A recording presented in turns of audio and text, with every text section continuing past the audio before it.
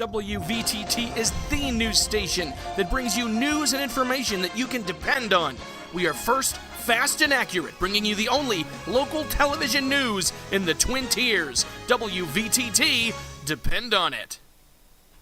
Our first look at weather on WVTT, and we're taking a look at flurries, maybe even a snow shower during the overnight hours, Alexa. That's right, and the winds could pick up. We could see some blowing snow. Be careful of that on your drive home, Jeff. Maybe an inch or two of snow at the most. Overnight low temperature 22 degrees, and meteorologist Jim Rinaldi has our complete forecast coming up here on WVTT. Now, WVTT. Global News Update. An election between a well-known Republican and an equally famous Democrat, and the Republican wins. Speaker of the House, incumbent John Boehner, defeated Nancy Pelosi, the Democrat, earlier today. Really wasn't much of a race. Republicans have more seats in the U.S. House than Democrats. Meanwhile, people with autism often have trouble fitting into the world, but a German company may have found a way to provide new opportunities for some living with autism. Fred Pleitchen has our story. How much is 4,343 times 1,234? 5359262. He's a genius, right? In the late 1980s, the movie Rain Man showed a worldwide audience that people with autism not only have deficits, but often also huge talents. While Hollywood may have oversimplified the issue, there are links to the real world. Because of their condition, people with autism often have trouble integrating into the working world. Now, a Berlin company wants to give people with a form of autism known as Asperger's syndrome new opportunities. The firm is called Auticon and is training dozens to become software testers. Philipp von der Linden is one of the new hires. He says it is the first time he truly feels valued as an employee. That is what makes life valuable, to be needed.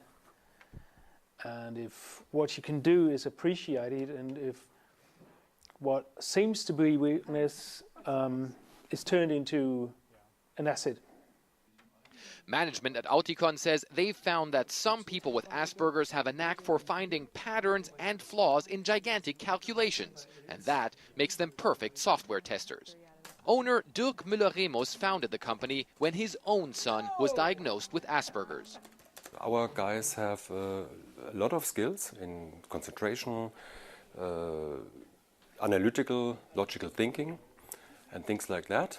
And we are sure about that the industries, the IT industry, will have benefits. But only about 15% are employed in the private sector, according to the German government. That's largely because of their difficulties with social interactions. That's why Auticon has job coaches to help its employees with customer relations, something psychologists say is key trying to give Asperger autists a chance in the working world. They do look at the assets that people with autism have and try to construct or to basically develop work conditions around that so that the autistic individuals can use their skills. At the same time, reducing social demands. In the movie Rain Man, the character's skills are used to make a lot of money gambling in Las Vegas. Auticon's goals are more down to earth, not only making a profit, but they say making a difference in the lives of their workers. Fred Pleitchen, CNN, Berlin. Hillary Clinton took some heat from critics after she fell ill last month just before a public hearing on the Benghazi attack. Now news that the Secretary of State has a blood clot has some changing their tune. Kate Bolden has the details. Monday, December 10th, Secretary of State Hillary Clinton, suffering from the flu, cancels a planned trip to North Africa and the Middle East. Her spokesman telling CNN, since she's still under the weather, will be staying put this week. 5 days later, the State Department says Clinton had suffered a concussion after fainting earlier in the week. One official insisting the concussion was not severe.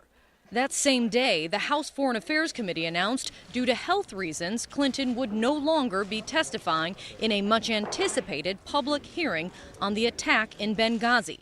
That did not sit well with some on the right, from an outgoing Tea Party-backed congressman to conservative commentators, all accusing the Secretary of State of hiding behind her illness. You know, I'm not a doctor, but it seems as though that the Secretary of State has come down with a case of Benghazi flu.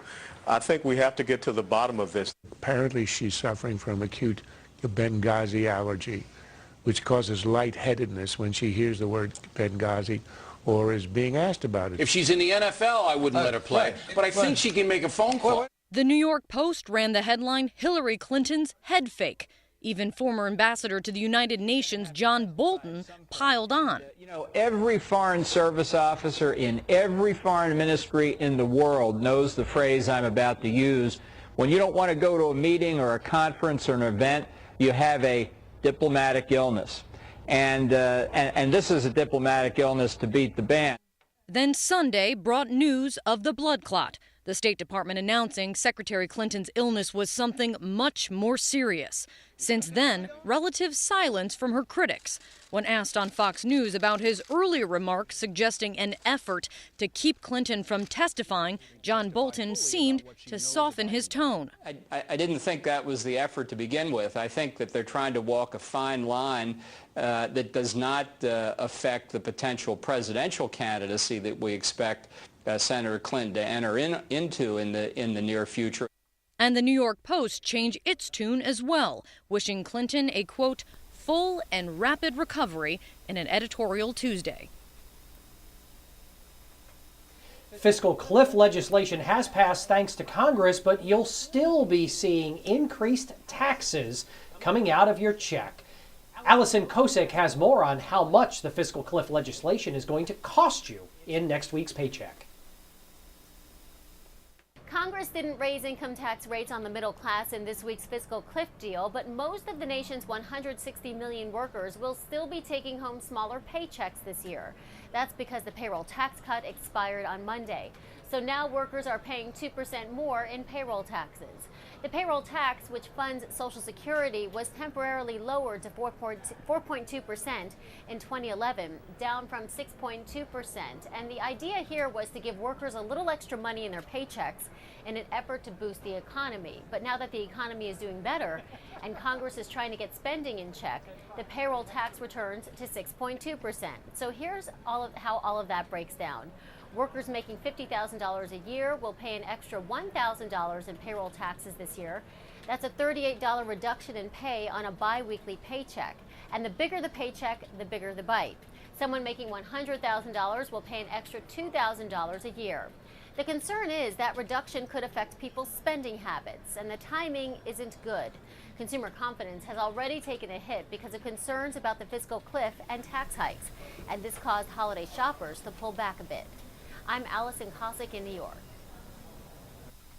And it's going to be hard to make that money back in the stock market, at least if today's closing numbers are any indication. Let's take a look at the WVTT Wall Street wrap-up, where U.S. stocks fell after the Fed signaled an end to bond buybacks. The Dow down 21 points, closing at 13,391. The Nasdaq down almost 12, closing at a little over 3,100.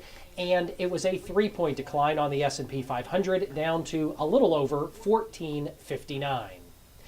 Still to come on Twin Tiers Evening News, a look at WVTT Sports and also our WVTT Community Calendar coming up as well. You stick around. This is News Channel 25, WVTT.